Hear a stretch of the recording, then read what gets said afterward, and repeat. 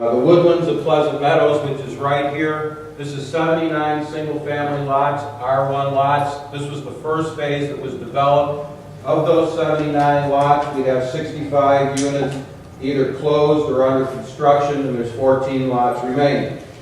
The Woodlands of Pleasant Meadows 2, which are the 9 lots right along Juniper Boulevard here and 2 fronting on Pleasant View.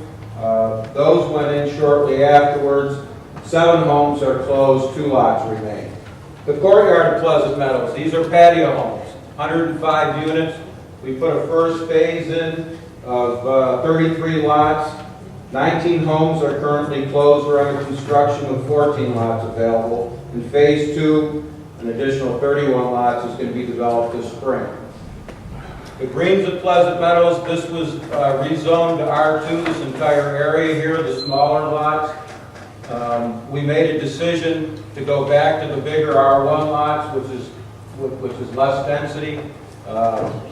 This was approved, preliminary plat was approved by the planning board, and it's currently in the county for water and sewer permits. The Cove of Pleasant Meadows are 2 lots. We just received preliminary plat approval from the planning board last week. The Creekside of Pleasant Meadows are 2 lots down here. This also has preliminary plat approval and is in the county for approvals. That doesn't mean that all these lots are going to come online at once. That won't happen, obviously. The market's going to dictate when those lots are developed, but we wanted to get those approved and on the shelf so that when the market dictates, we're able to go to market with those lots.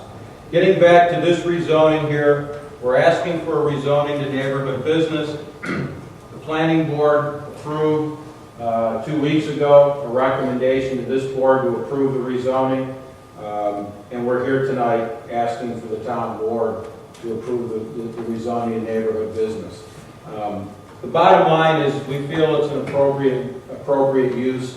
When all is said and done and all the residential units are built in Pleasant Meadows, when you combine that with Walden Trace, Stony Brook, Trentwood Trail, and the other residential developments in that area, you're going to have over 1,100 single-family homes in a very small area. That's going to create demand for retail uses.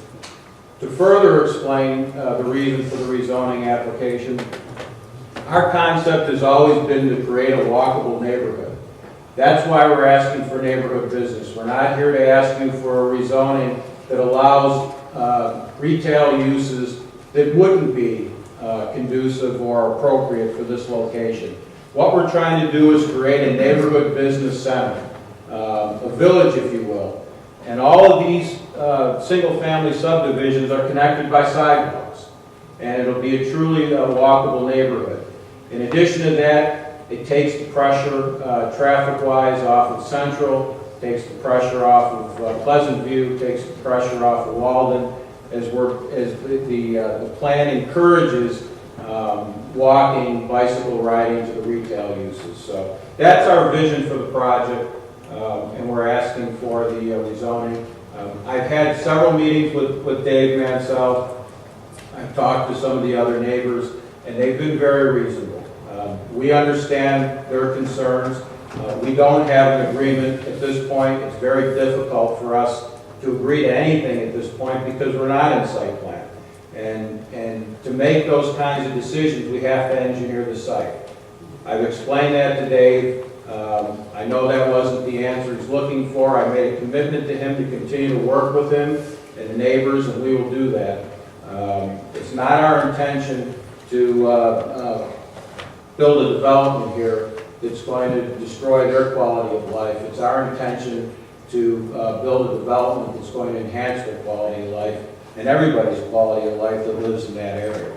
So we'll be happy to answer any questions. Jeff Colombo from Damon & Morey is here, our attorney. Ken Zolich from GPI, our engineer, is here. So if the board has any questions, we'll be happy to answer them now or after everybody else has a chance.